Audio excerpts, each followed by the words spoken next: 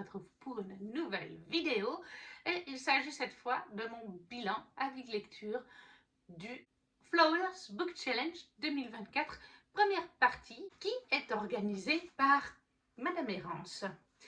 Et cette année-là, le challenge a eu lieu du 1er mai au 30 juin.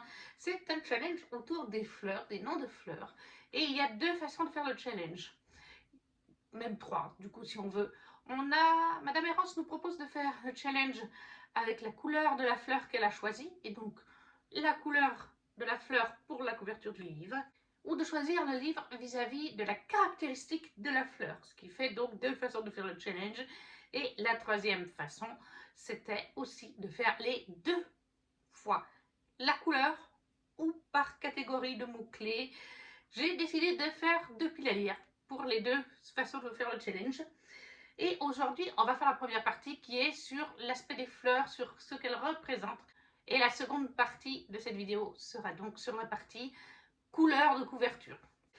Malheureusement, ce challenge n'est pas réussi dans aucune des deux façons de le faire, puisqu'il y avait 8 livres, et dans les deux versions du challenge, je n'ai pas pu lire 2 livres.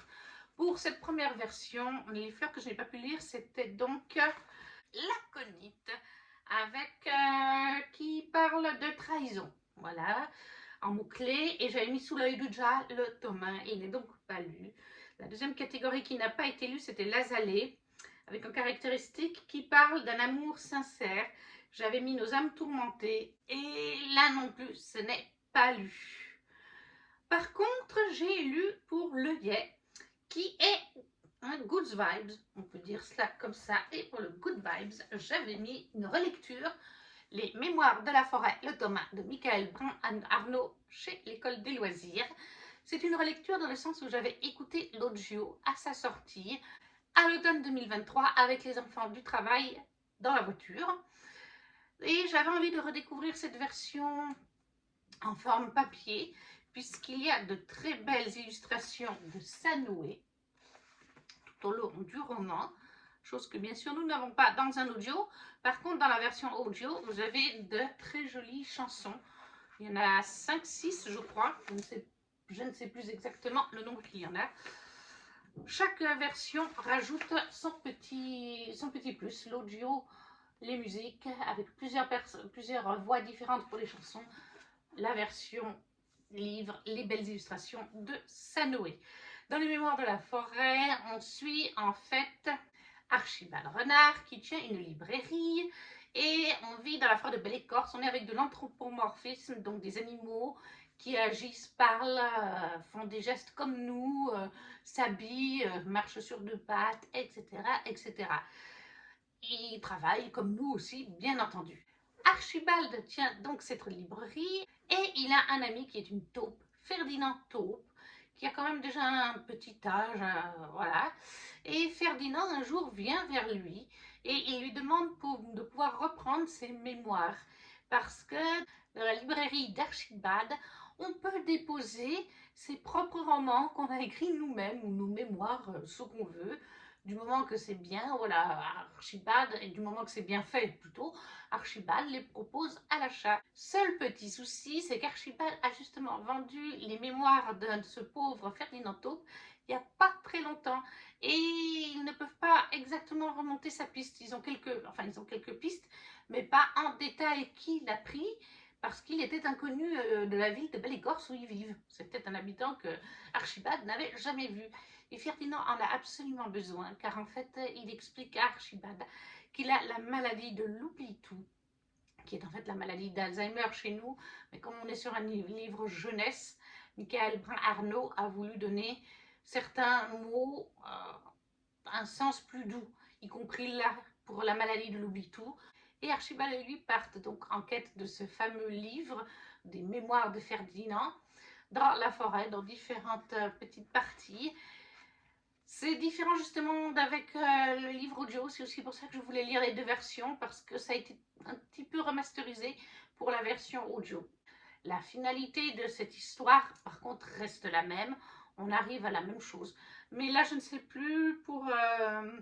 voilà, là, c'est à l'aide de vieilles photographies qu'il se lance sur les traces de ses mémoires. à cause de la maladie de l'oubli-tout. Il me semble que la différence, c'est parce que là, il veut juste, voilà, retrouver ses mémoires pour pouvoir les relire et se dire, en les relisant, ah, ça, oui, il m'est arrivé ça quand j'étais plus jeune, comme certaines personnes qui commencent à avoir Alzheimer peuvent le faire. Et il me semble que la différence, c'est que dans la version audio, dès qu'il vient à son magasin pour récupérer ses mémoires, il dit à Archibald, je veux retrouver Maude, Maude ma femme. Mais Archibald, il est là, mais Ferdinand, je vous connais depuis des années, vous n'avez jamais eu de femme. Où est Maude? Et du coup, voilà, je crois que c'est ça les deux petites différences déjà dans l'histoire. C'est vraiment dans l'audio, on part chercher Maude et la quête de la maladie de l'oubli-tout, bien sûr. Tandis que là, en premier lieu, c'est retrouver ce journal qui, bien sûr, nous conduit à Maude. Ou pareil, là, il se dit, mais qui est Maude? Ma femme? Mais je n'ai pas de femme, je ne me souviens pas d'avoir une femme. On devrait se souvenir d'avoir une femme. Voilà, donc on part sur cette quête et c'est vraiment un roman doudou. J'ai adoré, c'est un 20 sur 20 comme pour l'audio. Un petit peu différent, quelques petites subtilités comme je vous ai dit, d'autant plus que l'audio, on avait des chansons. Une des chansons, c'est Guimauve Terrier, de la chaîne de Guimauve, qui organise le PAC, le Pumpkin Autumn Challenge, qui la chante. Et là, eh bien, nous avons les belles illustrations de Sanoué qui rajoutent vraiment une dimension au roman. C'est un plaisir de regarder ces illustrations de pleine page, de demi-page ou même d'en-tête de chapitre parfois, comme par exemple, je vais vous en trouver une ici, voilà.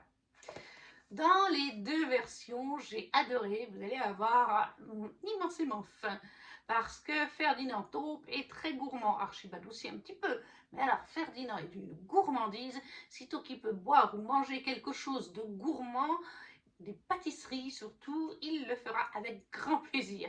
Et ça donne vraiment l'eau à la bouche, hein. Je vous raconte pas. Même les enfants, quand on avait fait la version audio, ils disaient mais on a faim avec ce truc. Et c'est pareil dans le roman. Ça, les illustrations, ça donne vraiment un côté feel good. Oui, le sujet n'est pas facile, la maladie de l'oubli-tout, l'Alzheimer, ce n'est jamais un sujet facile. Un sujet que Nicolas Brun-Arnaud maîtrise à la perfection parce qu'il a travaillé un certain nombre d'années, 10 ans, c'est marqué dans le début du tome, dans un hôpital pour accompagner justement les personnes atteintes de l'Alzheimer.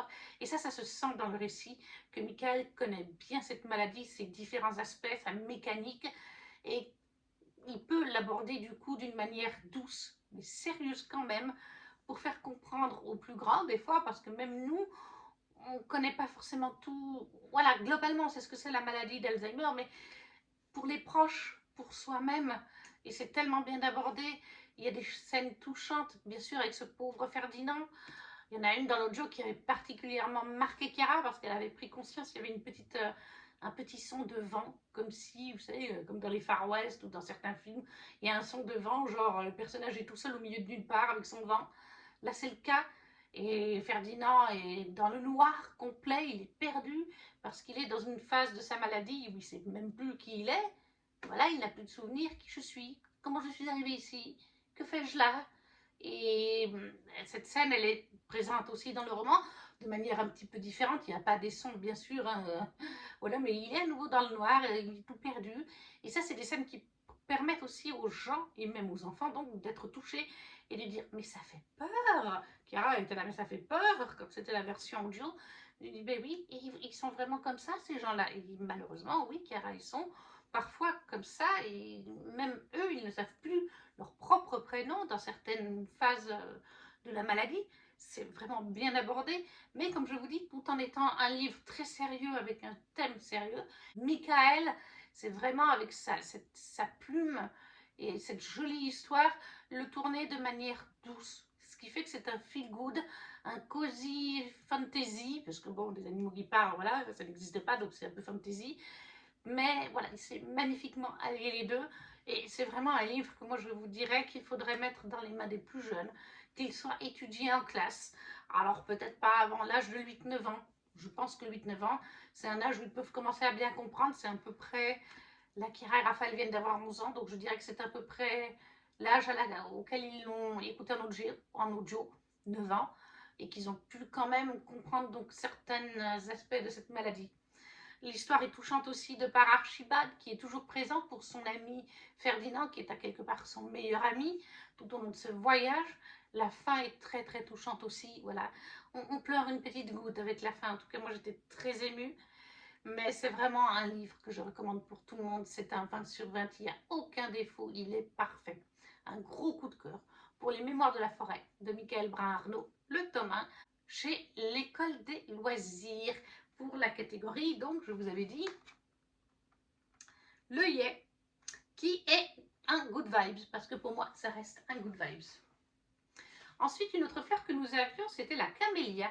La camélia, la caractéristique, c'était une suite de saga, ce qui est tout simple. Des suites de saga, j'en ai plein, mais j'avais lu le tome 3 des 7 sœurs de Lucinda Riley au livre de poche. Dans cette histoire, en fait, on suit, à la base, qui est ultra connue, on va suivre 7 sœurs, enfin 6, qui ont toutes été adoptées par un riche homme d'affaires qui vivait au bord du lac Léman, non pas au bord du lac de Genève, je déteste cette façon d'appeler le lac Léman. Et en fait, cet homme, il les a adoptés lorsqu'il partait à différents coins du monde faire des voyages, très certainement d'affaires. Il n'avait pas de femme, par contre, à Atlantis, la demeure où il vivait au bord du lac Léman, il avait une dame qui s'occupait, une intendante, qui s'occupait du coup de l'éducation des fillettes, qui sont comme leur maman, et lui, il est comme il est leur père, puisqu'il les a adoptées. Et on découvre au premier tome, et c'est pareil dans chaque début de tome, que leur papa décède. Elles ont plus d'une vingtaine d'années, hein, quelque chose comme ça, chacune. Elles vivent chacune, il y en a qui vivent en Angleterre, il y en a une qui vit je ne sais plus où. Bref, elles sont réparties dans différents coins. Elles ne vivent plus forcément à Atlantis. C'est la première sœur, c'est celle du tome 1, qui va apprendre son décès par, par la nourrice qui les a élevées quand elles étaient enfants. Elle va rentrer, les autres sœurs vont rentrer, mais le père a déjà été enterré. La sépulture a déjà eu lieu. Et il souhaitait en plus que ces cendres soient réparties, ces cendres, ou le cercueil, je ne sais plus, non, ça doit être les cendres, réparties sur la mer Méditerranée, parce que c'était un navigateur, il adorait les bateaux, tout ça, il avait son voilier, y compris sur le lac Léman. Et en fait, chaque histoire, ça va être que leur père a laissé à chaque sœur un indice sur d'où elles viennent, un objet en général, et une coordonnée précise dans des pays différents. Où vraiment, vous pouvez chercher, quand vous avez la coordonnée vraiment précise, vous pouvez chercher sur Google Earth et vous savez exactement où vous êtes. Et chaque sœur auront ces deux choses et elles pourront décider au moment où elles en ont envie de partir en quête de leurs origines et de leurs ancêtres. Donc le livre à chaque fois a une double temporalité, on est à chaque fois au présent avec la sœur quand elle va finir par vouloir découvrir ce qui lui arrive. On vit bien sûr le moment du deuil avec elle, de la perte de son père, et après on va dans le passé, une fois qu'elle commence à découvrir des informations, on va dans le passé où il y a des lettres, des livres, différents supports ou des personnes qui vont expliquer oralement l'histoire de sa famille, sa véritable famille, pourquoi la famille en arrive à abandonner l'enfant, pourquoi la famille arrive à l'option de abandonner l'enfant, même si c'est un mot un peu fort, j'aime pas ça, mais oui, faire adopter, voilà, le mettre de manière à être adopté. Et on a aussi des petits indices sur comment leur père les a prises, voilà. Et on sent qu'il y a du mystère aussi autour de leur père. Il y a beaucoup de mystère autour de leur père. Et là, ce tome-là, c'est le tome sur Star. Star, c'est donc la troisième des sœurs. Star qui est fusionnelle avec Cécé. Elles sont arrivées à Atlantis pratiquement en même temps. Alors, elles n'avaient pas tout à fait le même âge. Je crois que Cécé est un tout petit peu plus vieille que Star, mais très légèrement. Et comme elles sont arrivées en même temps, elles ont fusionné. Les deux autres sœurs étaient un peu plus âgées, donc elles s'entendaient bien, mais voilà. Mais Star et Cécé sont très fusionnelles, presque comme des jumelles. On s'en rend bien compte dès le tome 1 et elles vivent toujours ensemble. Cécé et Star, elles sont à Londres au début du récit, mais on se rend compte déjà dans les tomes précédents que Cécé est la dominante et Star est la dominée dans leur duo. C'est toujours Cécé qui est là. Star et moi, on a décidé qu'on allait vivre dans un appartement londonien sur telle rue. Tu es contente, Star? Ça te fait plaisir? C'est ce que tu voulais? Et en fait, Star, c'est pas forcément ce qu'elle aurait voulu. Elle n'avait pas forcément d'avis. Ou des fois, les autres personnages leur disent: qu'est-ce que vous voulez faire, les filles? Et Star est là, bah, je ne sais pas, que veux-tu faire, Cécé?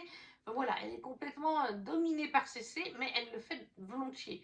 Sauf que dans son tome, elle va petit à petit prendre de la personnalité et prendre des propres décisions pour elle. Et l'une d'entre elles, ça va être d'aider,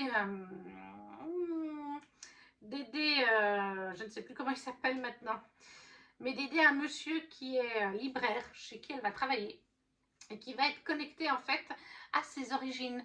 Qu'au début, elle ne veut pas trop chercher ses origines, et ses origines sont connectées, elle va partir sur la piste de Flora McNichol, en fait, qui était une femme indépendante à l'époque, et qui surtout a connu Béatrix Potter, qui est l'autrice de Béatrix Potter. Si je ne vous dis pas de trucs, si je vous dis pas de bêtises, Béatrix Potter est l'autrice de ce petit lapin hyper connu encore de nos jours, qui est donc une autrice anglaise, et je n'ai plus le nom du petit lapin. Pourtant, il est très connu, hein. Il y a des livres, il y a des dessins animés, il y a des films. Mais il me reviendra quand j'aurai fini de tourner la vidéo, vous verrez. Et donc, voilà, elle est donc liée un petit peu à Béatrix Potter, à cette femme qui est Flora. Et là, on est dans le futur avec les descendants de Flora McNichol. Et j'ai beaucoup aimé ce tome où on a en fait au final deux frères. De mémoire, c'est deux frères, ça fait plus d'1 an et demi que je l'ai lu. Deux frères, celui qui est libraire et un autre qui vit en campagne à 1 heure ou 2, quelque chose comme ça, de Londres. Alors que le libraire, lui, il vit à Londres, et ce frère est proche, il vit pas loin de la maison de leur sœur, je crois que c'est leur sœur, je ne sais plus si... Ah, je ne sais plus comment ils sont connectés les uns aux autres, si c'est des frères et sœurs. Oui, ils sont frères et sœurs, je crois. Et elle vit seule avec son enfant. Elle a eu un enfant, cette dame, elle vit seule.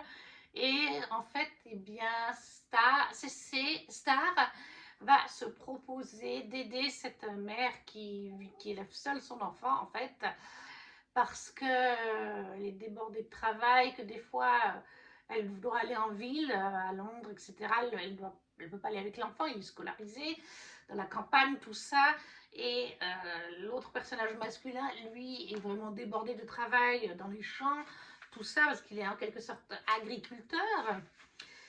Et du coup, elle va commencer à faire un petit peu devenir un peu nounou, si on veut. Et puis voilà, c'est Mousse, comme la souris, le deuxième garçon. Du coup, elle va se rapprocher de Mousse tout en restant amie avec son frère. Son frère qui est censé laisser sa librairie de Londres parce qu'elle coûte cher, trop cher. Et puis, il devrait se répatrier dans la région, mais il ne le fait pas.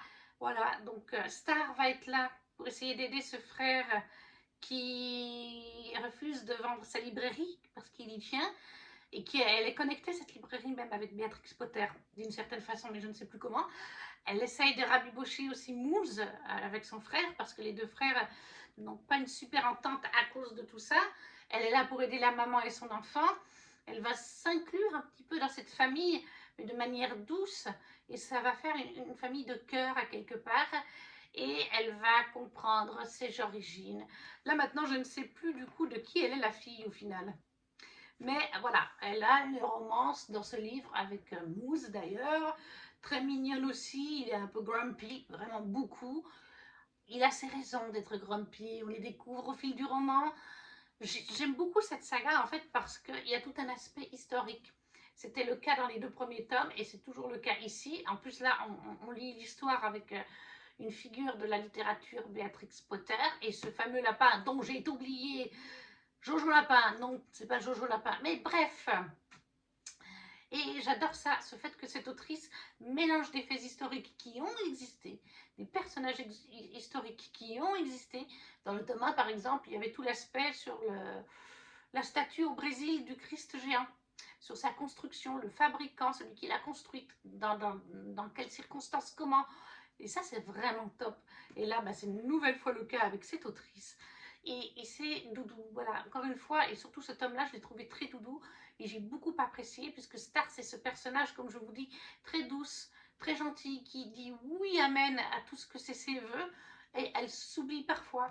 Et du coup, plus on plongeait là-dedans, plus je me disais, mais Cécé est un personnage que je n'aime pas et j'ai pas hâte de lire son tome parce que c'est vraiment la petite chef. On fait ci, on fait ça, on va vivre ici, je vais faire telles études et tout ça.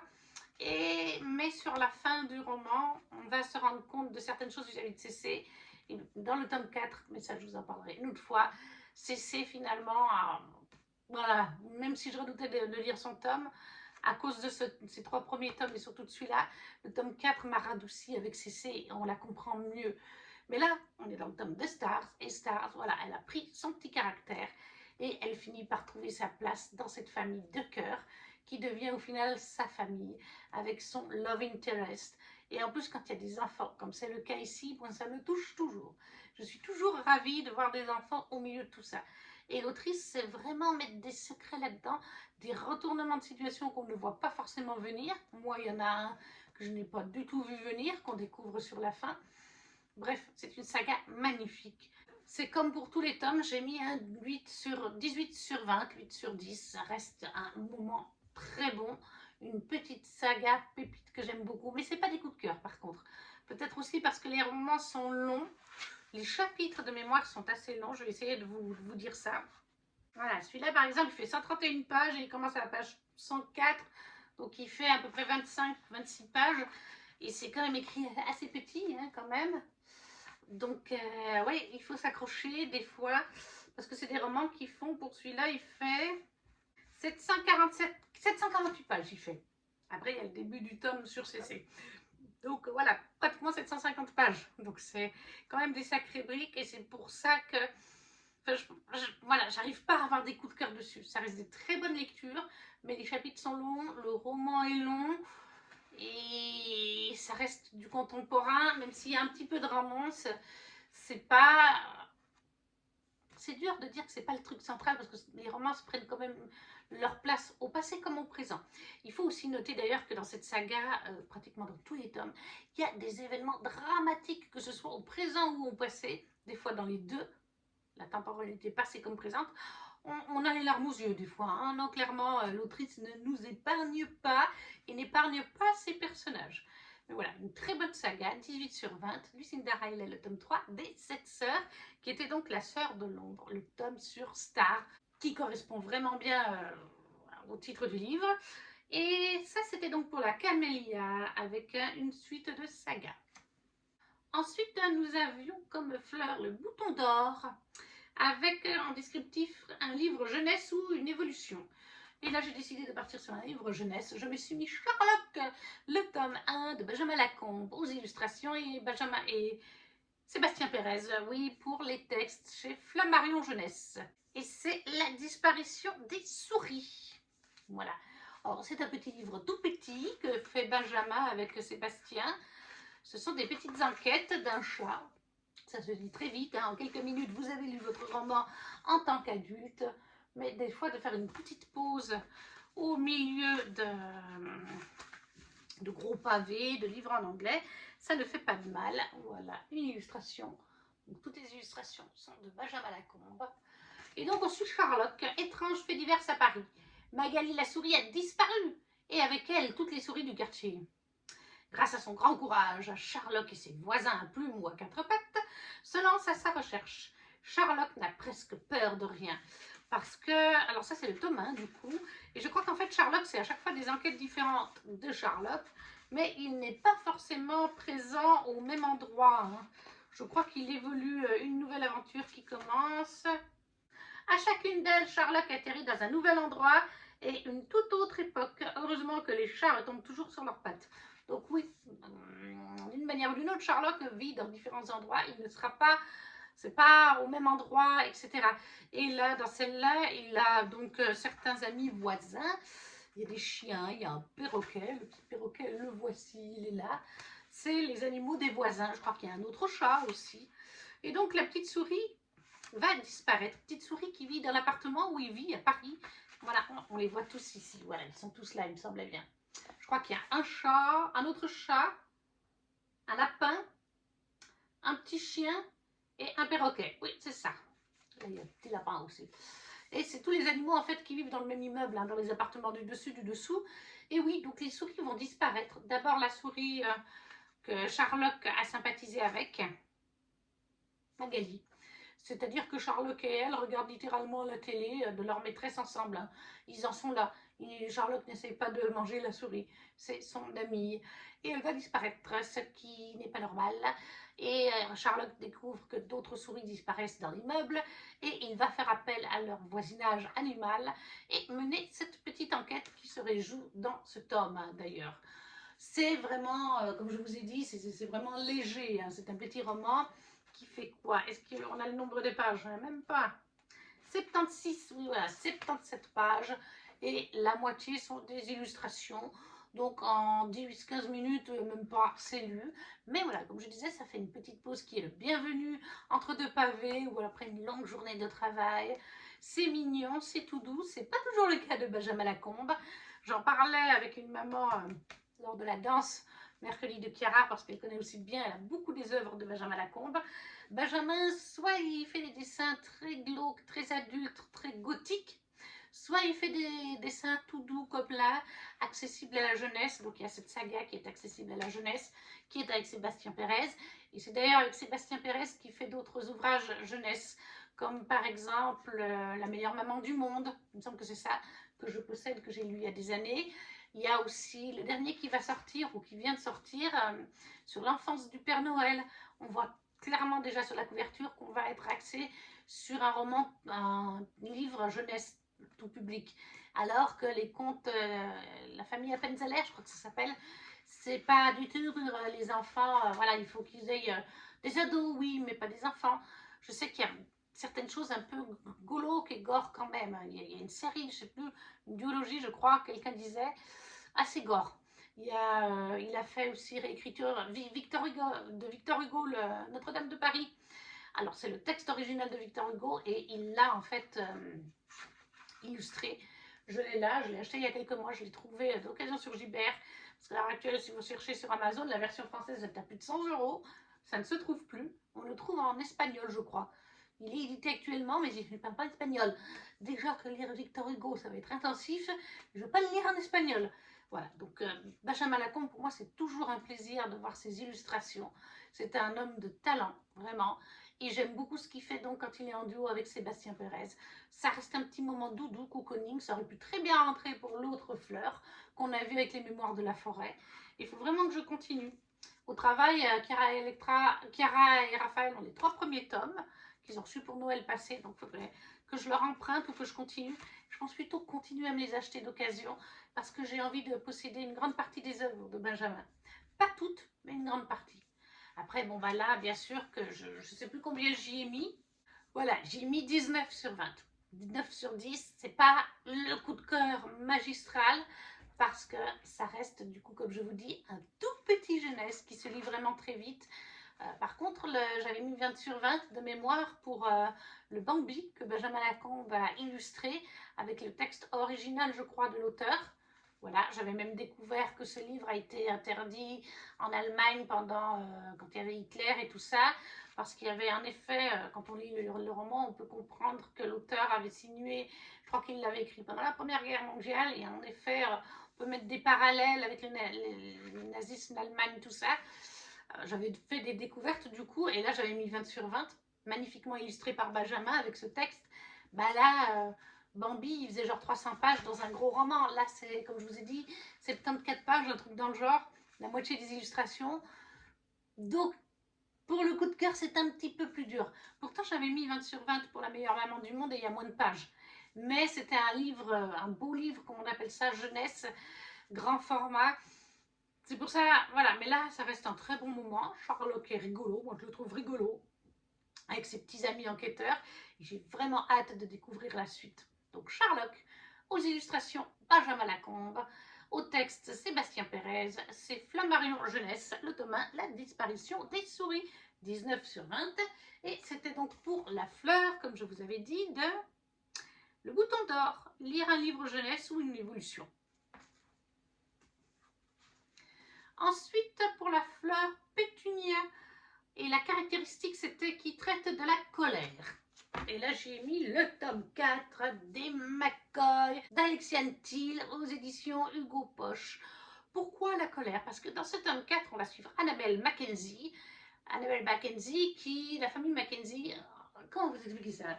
Dans les McCoy, je vais commencer par là, on est en fait dans une saga qui se déroule en Écosse. Les 2 premiers tomes sont sur Phèdre et son amoureux Caleb. Phèdre qui est en fait la fille d'un chef de clan, les MacLeod.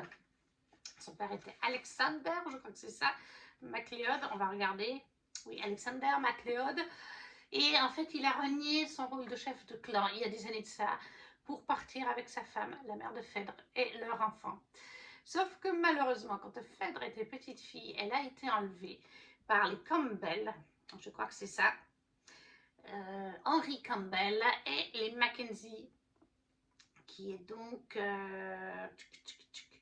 eh bien, je ne sais plus comment elle c'est notre héroïne, là, c'est Annabelle Mackenzie, c'est la fille Mackenzie, et son père, je ne sais plus. Mais bref, ils ont enlevé Phèdre, ils lui ont fait quelques tortures, etc. Ils lui ont fait très peur aussi, c'était une petite fille, afin que son père, Alexander MacLeod, cède ses terres au chef, entre guillemets, au chef, entre guillemets, des clans écossais, les Campbell, Henry Campbell qui a des rêves de posséder toute l'Écosse et tout ça. On est dans notre univers, c'est juste que, à la différence de notre monde tel que nous le connaissons, les clans n'ont pas été décimés, ne se sont pas arrêtés avec la guerre de Clúoden contre les Anglais, c'est évoqué dans Outlander d'ailleurs. Ils ont perduré, mais ils ont perduré en douce pour que la couronne anglaise et le monde ne le sachent pas en fait. Et ça fait donc plus de 200 ans qu'ils continuent d'exister en douce. Et donc Phèdre, elle arrive là-dedans et elle va petit à petit se lier avec Caleb McCoy, qui est un chef de clan secondaire, de seconde zone. Parce qu'en fait, il y a les 7 chefs principaux, il y a les Mackenzie, il y a les Campbell, il y a les MacLeod. Les MacLeod étaient vraiment les concurrents des Campbell. Et puis, il y a d'autres grandes familles. Après, il y a des sous-familles. Mais voilà, il y a les 7 grandes familles. Et Phèdre en fait partie. Et c'était du coup la famille la plus à même de détrôner Henry Campbell, qui est un petit peu zinzin du Crébobos. Voilà, en fait, les clans, surtout avec Henry et les Mackenzie, les Mackenzie et les Campbell, donc c'est vraiment les clans comme ils étaient il y a 200 ans en arrière. C'est-à-dire que, par exemple, Mackenzie, il envoie Annabelle se marier au fils de Campbell, qui est Darren. Voilà, elle n'a pas le choix. Bon, alors elle en est très contente, elle, mais les jeunes femmes de notre époque ont le droit de se marier à un homme qu'elles aiment, à qui elles veulent. Et puis, comme on découvre dans le tome 1, il y a un autre clan. La sœur était plus vierge parce qu'elle avait une liaison avec un du clan McCoy. Et bien, le frère a zigouillé sa sœur parce qu'elle était plus vierge, elle n'était plus mariable pour une alliance de clans, donc elle servait à plus rien. C'est à peu près ça. Et Phèdre, elle débarque là-dedans, hein, c'est au milieu de la rue, elle découvre ça, et elle est là, mais on est au 21e siècle, on n'est plus à l'ère des ours, hein, ben non, chez les clans, pour beaucoup de clans, c'est encore comme ça. C'est pas forcément le cas des McCoy, et voilà. Là, chaque tome, les tomes 1 et 2, c'est sur l'histoire de Caleb et Phèdre. Le tome 3, c'était sur un autre couple, la sœur de Caleb, une de ses sœurs, et ce tome 4, c'est en fait sur Annabelle Mackenzie, qui est l'héritière, une des enfants Mackenzie. Et donc Mackenzie père, c'est de seconde main de Henry Campbell depuis très longtemps. C'est comme ça, c'est son plus fort soutien. Sauf que même si Annabelle va se marier avec plaisir avec Darren parce qu'elle en est amoureuse, elle va vite découvrir qu'au sein de leur château, il y a une personne qui ne devrait pas être là, qui est liée à Phèdre et Caleb. Je ne peux pas vous en dire plus. Et quand elle va découvrir ça, Annabelle va quand même commencer à avoir sa propre personnalité. Elle l'a toujours eue, hein, mais elle ne l'exprimait pas. Et faire comprendre à ses parents, enfin à son père et à son frère, là vous êtes allé trop loin. Là ça va pas. Donc elle commence déjà un petit peu à se poser des questions là-dessus, mais elle n'agit pas pour autant parce que c'est une femme, comme je vous ai dit. Titi, Titi, c'est une femme, donc elle n'a pas vraiment des doigts, mais ça la chafouine. Et comme par hasard, elle va se faire capturer par une alliance des McCoy et des MacLeod, certains de leurs forts voilà, c'est le limier, je crois, Declan, oui, c'est ça, c'est le limier qui va la capturer. Et ils vont se retrouver aérés un peu dans les forêts, dans les villages, tout ça, pour essayer de ne pas se faire repérer par les Campbell et les Mackenzie. Au début, elle y va contre son gré, mais elle n'a pas trop le choix parce qu'il faut comprendre qu'Annabelle, c'est la petite chose fragile qui a été mise dans un cocon par son papa et sa maman. On lui a appris les cours de maintien, porter des belles robes, jouer du piano, tenir certes un territoire, hein, tenir un domaine, un château. Elle en possède un à elle d'ailleurs, où elle peut décorer comme elle veut. Elle a son propre personnel. Par contre, elle n'y est jamais allée. Hein, mais voilà. Mais c'est une petite fleur fragile, toute douce dans un cocon, qui va du coup être avec Declan, ce limier, cet homme très fort, cet homme brut, cet homme grognon, cet homme tout ce que vous voulez. Et il se retrouve par circonstance à devoir évoluer dans la forêt, le froid, dormir dans le froid, dans la boue, sous la pluie, aller voler des vêtements chez des gens qu'ils ne connaissent pas, pour essayer de rejoindre le clan McCoy et MacLeod. Et au début, ça se passe pas bien, hein, bien sûr qu'ils vont se friter, mais plus l'histoire va avancer, plus elle va se dire, ça va plus cette guerre des clans, je ne supporte pas ça, ce que mon père a fait, ce que Campbell a fait, alors Campbell n'est pas encore au courant, mais ce que mon père a fait, ça ne me plaît pas. Là, il a franchi, et Campbell franchisse une limite qu'il ne devrait pas y avoir dans les clans. On ne devrait pas toucher à cette chose-là. Et il faudrait que cette guerre de clans s'arrête. Et en fait, plus elle va apprendre à connaître Declan le limier, plus elle va aussi l'apprécier. Lui aussi en a un peu marre de cette guerre des clans, même si il est loyal, attention, à son clan. Euh, Caleb, c'est comme un frère pour lui. Ils sont plusieurs comme ça dans leur groupe de McCoy à être comme des frères parce qu'ils ont pratiquement grandi ensemble, qu'ils ont appris à combattre ensemble. Voilà, moi j'adore cette saga en fait, j'adore chaque tome, chaque histoire d'amour qu'on découvre, la manière dont elle se forme. Là, on parle vraiment d'un enemies to lovers, là c'est le vrai de vrai, tandis que dans les deux premiers tomes et puis dans l'histoire du 3, c'était pas vraiment un enemies to lovers. Dans le 3, c'est deux personnages qui se connaissent depuis l'enfance et qui s'appréciaient. Dans le tome 1 et 2, oui, ils sont un peu ennemis, mais pas comme là. Là, on est vraiment sur deux familles rivales à la base, sur deux clans rivaux. Et en fait, voilà, Annabelle apporte de la douceur à Declan. Declan lui amène un petit peu du punch. Et j'ai adoré à un certain moment du récit. Annabelle prend ses propres décisions. D'ailleurs, on suit les autres personnages, mais de par les yeux de Declan et d'Annabelle. Voilà. Mais on suit l'évolution de l'histoire d'amour de Fedor et Caleb, de ce qui arrive aussi pour la seconde histoire d'amour, découverte dans le tome 3. Et du coup, on suit l'évolution de la guerre, puisqu'on sent de tome en tome que ça augmente. Parce que, eh bien, Phèdre décide qu'elle va reprendre la lignée de son père. Elle reprend son nom de MacLeod, son titre de MacLeod, et elle veut détrôner avec des McCoy les Campbell. Et pour ça, il faudra que ça passe par la guerre, tout simplement. Et tous les coups, ou presque, sont permis à la guerre. Et du coup, à la fin du tome, on a vraiment une scène de bataille assez épique. Et j'ai beaucoup aimé les réactions d'Annabelle, ce qu'elle nous propose. C'est Declan qui l'a incité à ça. Declan est à quelque part Phèdre, parce que quand elle rencontre Phèdre, eh bien, on se rend compte qu'Annabelle l'admire à quelque part, parce que c'est une femme de caractère. C'est pas une Annabelle toute gentille qui dit oui à son papa et tout. Voilà. Et Annabelle, du coup, devient elle-même une femme de caractère. Et j'ai adoré la fin du tome. J'ai adoré comment elle a décidé de mener cette guerre différemment, parce que comme je vous ai dit, elle n'approuve pas, mais elle est là. Enfin ouais, c'était une bonne manière de faire évoluer les choses, de taper dans l'art aussi. Et ça continue d'ailleurs dans les tomes suivants, même si du coup, elle le fait de manière discrète. Et c'est super bien écrit, j'adore la plume de cette autrice. Quand j'écoute cette saga, je me mets les musiques de Braveheart, de Mel Gibson, le film. Il y a des ambiances que vous trouvez sur internet qui s'inspirent, qui reprennent des fois des passages du film. C'était pas fait exprès, mais à un moment donné, quand on était dans les scènes sur la fin, là, quand il y a une scène de bataille intensive dans un domaine, dans un château, littéralement, c'était pile poil. À un moment donné, quand il y a le discours en fond sonore, en fond d'ambiance de William, quand il est sur le champ de bataille, qu'il est là, juste une chance, c'est en anglais par contre, hein, c'est just one chance de revenir ici et de combattre nos ennemis. Et moi j'étais là-dedans, et j'étais en plein dans la scène, et j'étais là, oh, on peut pas être mieux, j'en ai des frissons partout. Donc non, franchement, C'est bien dosé entre l'historique, entre l'histoire et les clans, et entre les romances, c'est vraiment bien dosé. C'est une découverte pour moi, Alexiane Thiel, mais j'ai noté sa nouvelle saga, qui n'est pas du tout en Écosse, hein, je ne crois pas, mais qui me fait aussi très envie sur les contes, réécriture de contes. Voilà, donc après l'Écosse et les clans, on passe à la réécriture de contes. Moi, je ne peux que vous conseiller. Si vous aimez Outlander, si vous aimez Braveheart de Mel Gibson, vous retrouvez des ambiances de ces deux séries et films. Enfin, voilà, si vous aimez l'Écosse aussi et l'histoire d'Écosse, c'est pépite. Donc les McCoy, le tome 4, qui est donc la biche, c'est Annabelle, et le limier d'Iclan, chez les éditions Hugo, au format poche, d'Alexiane Thiel. Vous avez compris, c'est un 20 sur 20, mais toute cette saga est 20 sur 20.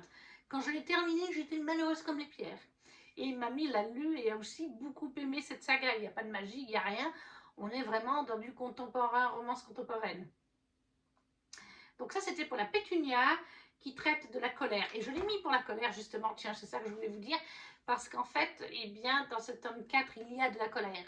Phèdre est très en colère, je ne peux pas vous dire pourquoi, sur la famille Campbell, et Annabelle a une forme de colère. Quand son père franchit ce cap, ça la met en colère quand même. Même si au début, elle ne sait pas comment aborder cette colère, elle va finir par trouver sa voie en partie grâce à ça. Les femmes sont en colère, les McCoy sont en colère, et ça se ressent dans ce tome.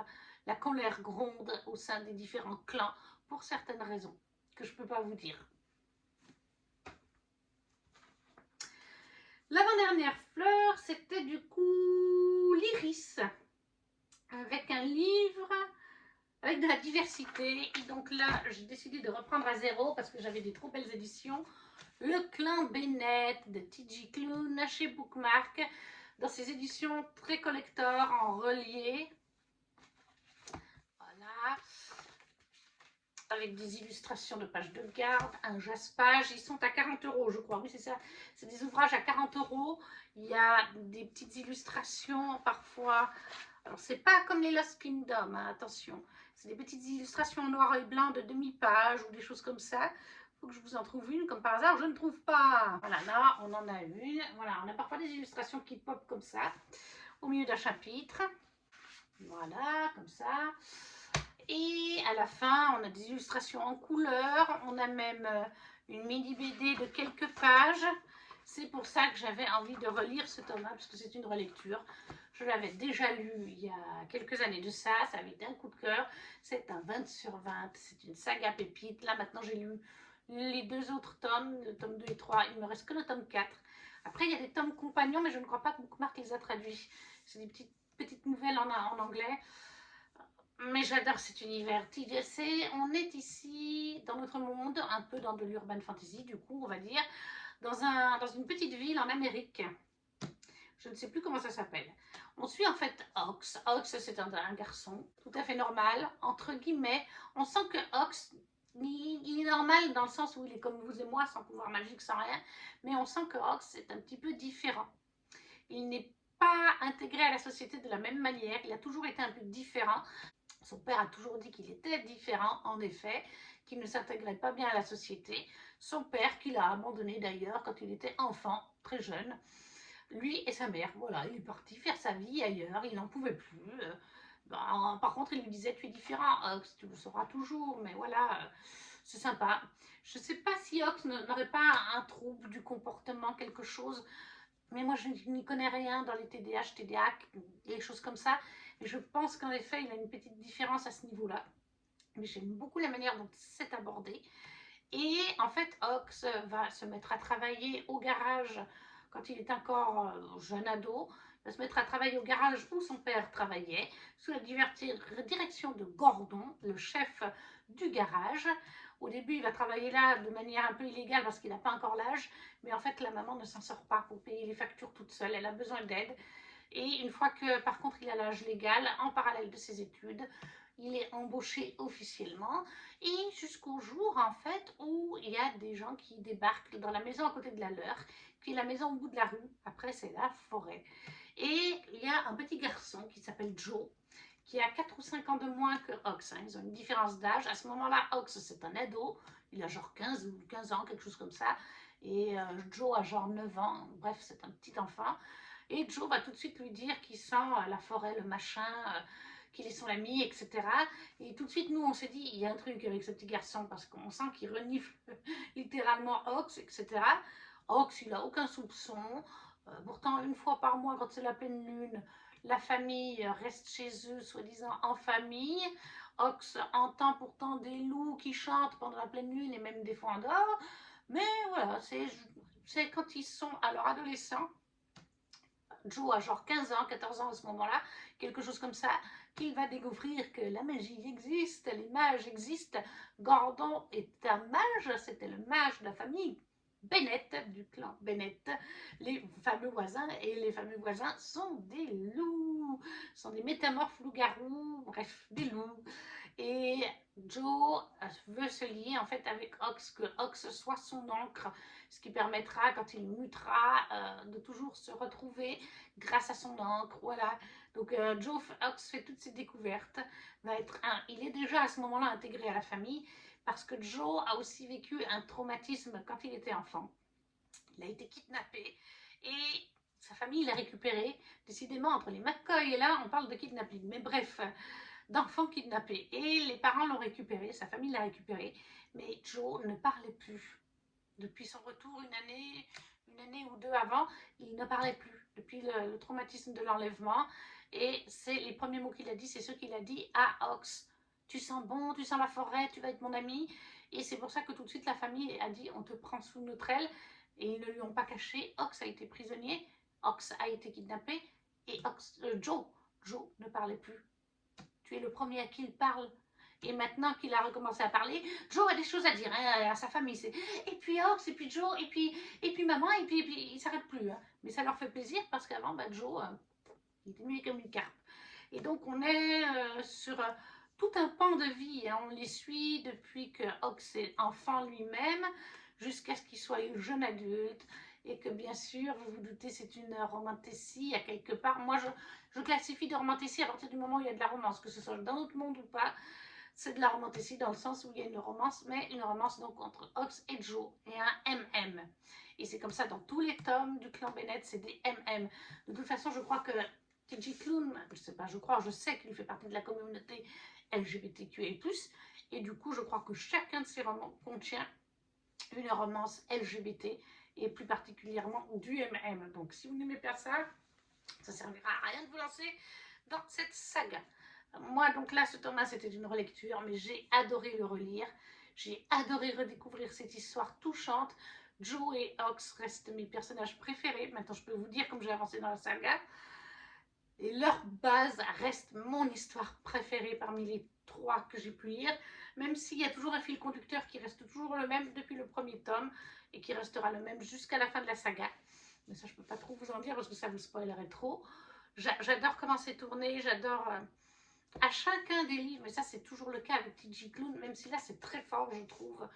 On a en fait un aspect de full family, puisque Ox il vit tout seul avec sa maman depuis qu'il a été abandonné comme une chaussette malpropre par son père. Et le clan Bennett le prend sous son aile bien avant qu'il ne soit l'encre de Joe, juste parce que Joe a sympathisé avec lui. Et à quelque part, Ox a 2 mamans et a un nouveau chef de clan, un nouveau père. Et c'est une famille de cœur, c'est totalement une famille de cœur. Alors bien sûr qu'après, il va y avoir la romance avec Joe. Donc après, ça devient sa propre meute, sa propre famille, tout court, et plus juste une famille de cœur. Mais c'est ça qui est beau. Et parce qu'en plus, dans chaque tome, dans le tome 2, on va parler de Gordon, leur ancien mage, qui va être réintégré. Dans le tome 3, on a parlé de Robbie, un personnage qu'on rencontre dans ce tome-là, qui va débarquer vers le milieu du roman. Donc en fait, à chaque fois, il y a un personnage qui est inclus dans cette famille et ça devient une famille de cœur.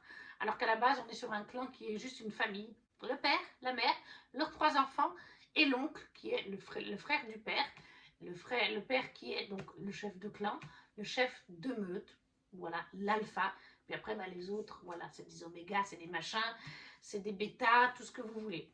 Mais voilà, moi j'adore cette saga, je trouve qu'elle est magnifiquement bien écrite. On a donc de la représentation. Joe est gay.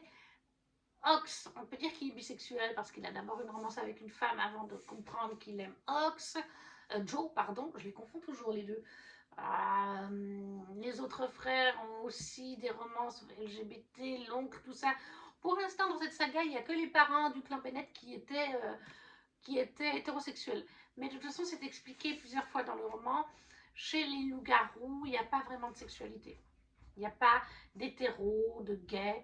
C'est un peu non genré au niveau de l'amour qu'ils peuvent ressentir les uns pour les autres. Vous voyez ce que je veux dire? Et ça, c'est aussi bien retranscrit et ça fait plaisir à voir. Donc ça, c'est le Clan Bennett, le tome 1 de TG Clown aux éditions Bookmark, édition reliée collector. Sinon, vous les trouvez en version brochée sur leur site ou dans le commerce. C'est un 20 sur 20. C'est une saga pépite, c'est une saga coup de cœur pour moi. Chaque tome l'est d'ailleurs. Et ça, c'était pour la fleur iris avec de la diversité. La dernière fleur pour cette première partie de vidéo, c'est le muguet pour la caractéristique un one-shot, tout simplement. Et un one-shot, j'ai mis Gardien de Solune, qui est de Château Ottawa-Conteville et Amaury Château-Renard, aux éditions Twinkle Édition. Très jolie petite édition pour laquelle j'ai participé à sa fabrication sur Ulule. Voilà. Et là, on va suivre à nouveau des animaux. Dans cette vidéo, vous avez eu pas mal d'animaux. On est dans une forêt et on a des animaux de nuit et des animaux de jour, donc diurnes et nocturnes, je crois que c'est ça. Des animaux qui parlent. Alors par contre, ils ne s'habillent pas comme des humains, hein. Ils n'utilisent pas leurs pattes comme des humains. C'est pas tout à fait de l'anthropomorphisme, hein. C'est juste qu'ils parlent par contre. Le langage animal, hein. Et en fait, leur forêt va être en feu. Il y en a un qui va se réveiller à un moment donné, la nuit, je crois que ça se tombe. Quand la fausse nuit tombe sur Solune, le renard Mabon et la chouette Yule, gardien du clan de la nuit, doivent sonner l'alerte, car si les diurnes ont flairé le danger, les nocturnes, eux, s'éveillent au moment où s'abat le fléau. Donc oui, c'est au moment de la nuit. Et donc oui, il y a le feu qui débarque dans leur forêt.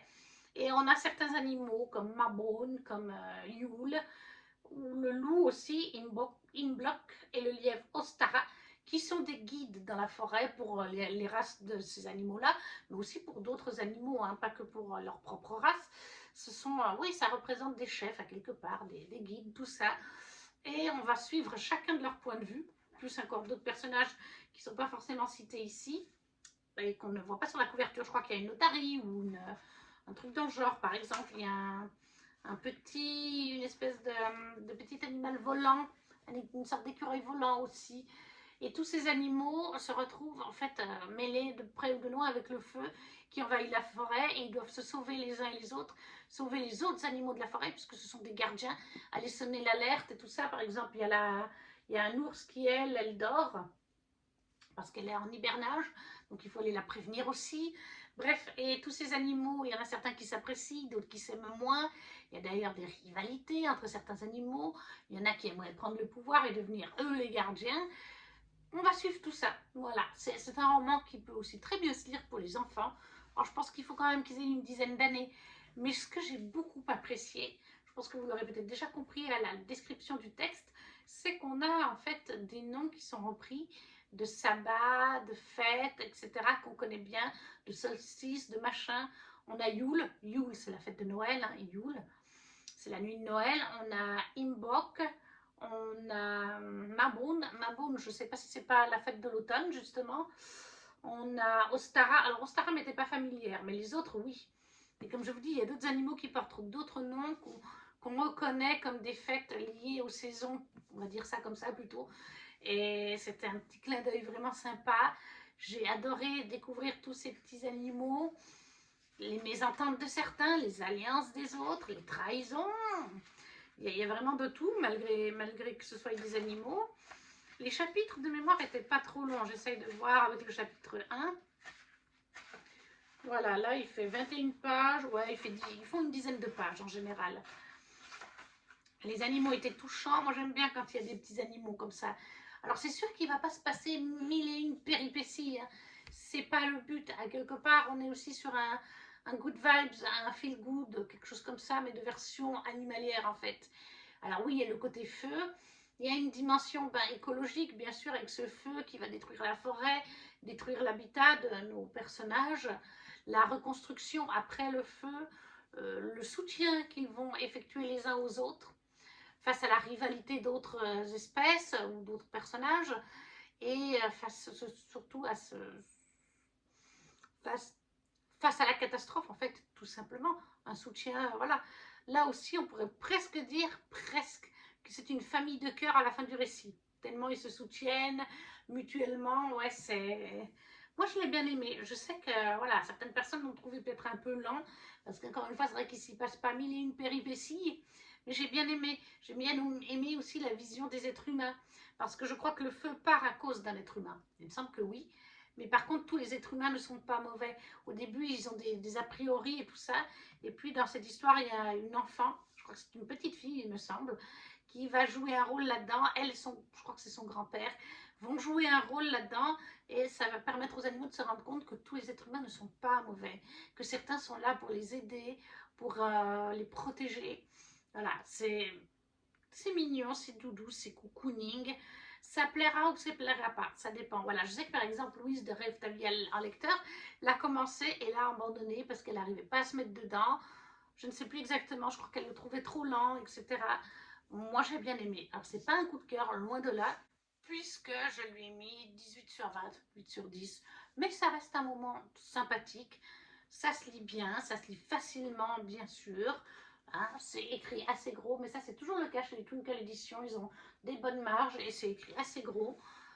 Non, franchement, je trouve, si vous aimez les animaux, que vous avez envie de passer un moment doudou, sans trop prise de tête, hein, forcément, comme je vous ai dit, entre deux gros romans, où vous êtes dans une période où vous êtes très fatigué, ça se lit tout seul, c'est sympathique, on retrouve plein d'animaux, on a des petits clins d'œil à ces fêtes dont je vous ai parlé, ces fêtes où c'est, ouais, de saison et tout.